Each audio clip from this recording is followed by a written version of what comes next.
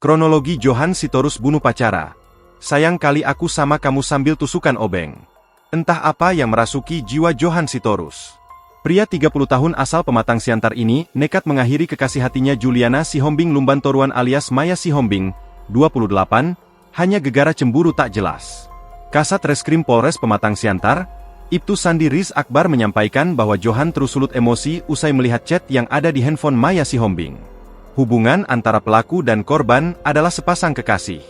Padahal Maya, korban, sendiri mengaku telah pamit meninggalkan rumah keluarga sejak Kamis, 19 Juni 2025, lalu. Ia diduga berencana tinggal bersama Johan Sitorus di ex-hotel Cahaya Kasih yang kini telah berubah menjadi indekos sederhana.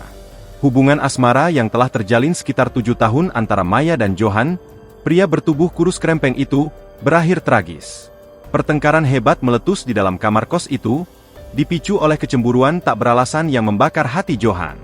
Emosi yang tak lagi terbendung mendorongnya meraih sebuah obeng yang memang sudah ada di kamar, biasa digunakan untuk mengganjal tirai jendela.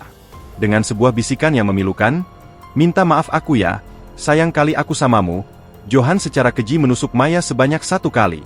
Tikaman itu sontak membuat Maya terkapar bersimbah darah. Korban sempat berusaha menutupi luka tusuknya, namun Johan tak memberi ampun. Ia kemudian melepas kaos oblong merah lis putih yang dipakainya, menggunakannya untuk menutupi luka di leher Maya. Mengetahui Maya telah meninggal, penyesalan yang mendalam akhirnya menyergap Johan. Berulang kali, ia meratapi dengan kata-kata, "Sayang kali aku samamu, sayang kali aku samamu," seolah ingin menarik kembali waktu. Dalam kesedihan dan penyesalan yang sangat besar, ia membersihkan darah yang mengotori kasur, mengganti pakaian korban, dan kemudian membersihkan serta mengganti pakaiannya sendiri. Kematian Maya terungkap setelah pihak keluarga, yang cemas karena Juliana tak kunjung pulang sejak Kamis, 19 Juni 2025, mulai menelusurinya. Informasi membawa abang ipar korban, Jepta Panjaitan, dan keluarga ke ex-hotel Cahaya Kasih. Penjaga kos, Junho Tambunan, mengonfirmasi bahwa Maya telah tinggal di sana selama 6 bulan bersama Johan. Ketika keluarga mencoba membuka kamar, pintu terkunci.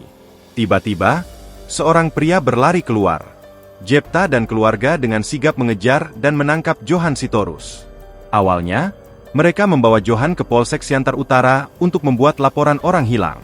Namun, kecurigaan Jepta Panjaitan terhadap gerak-gerik Johan, terutama mengenai barang-barang berharga korban, mendorong mereka untuk kembali ke kos. Dengan bantuan penjaga, kamar berhasil dibuka. Di sanalah, di bawah kasur, jasad Juliana Sihombing ditemukan dalam kondisi telah mulai membusuk, mengakhiri pencarian keluarga dengan kabar duka yang pilu.